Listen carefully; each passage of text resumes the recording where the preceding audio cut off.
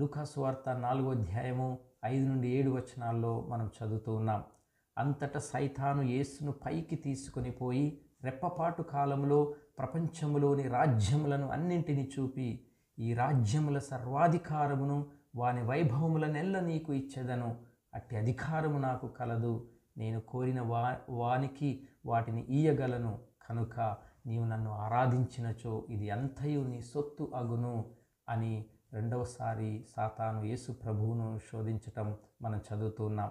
ఇది సంపద, ఐశ్వర్యం కొరకు శోధన. మనం ఇతరులకు సేవ చేసే బదులుగా ఇతరులు మనకు సేవ చేయాలి అనేటటువంటి శోధన. అందుకు యేసు, నీ దేవుడైన ప్రభువును నీవు ఆరాధించి ఆయనను మాత్రమే సేవింపవలెను అని పలికి ప్రభు ఆ రెండవ శోధనను జయించాడు. ఇజ్రాయేలు ప్రజలతో చేసుకున్న ఒడంబడిక ప్రకారం ప్రభువు వారిని వాగ్దత్త భూమికి మోషే నాయకత్వంలో నడిపిస్తున్నప్పుడు వారు ఆ వాగ్దత్త భూమిని త్వరగా చేరుకోలేకపోతున్నామే అని తలంచి శోధనలో పడిపోయి ప్రభుపై విశ్వాసం ఉంచక మోషే సినాయి పర్వతంపై ఉన్నప్పుడు ఇజ్రాయేలు ప్రజలంతా కూడా బంగారు దూడను ఆరాధించారు. ఇలా దేవుని కోపానికి వారు గురయ్యారు.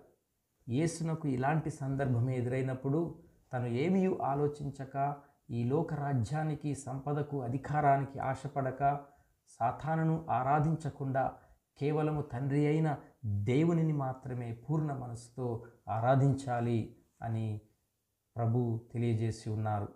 ప్రార్థన, ఆరాధనలో దేవునికి మొదటి స్థానం ఇవ్వాలని యేసు ప్రభువు మనకు తెలియజేస్తూ ఉన్నారు.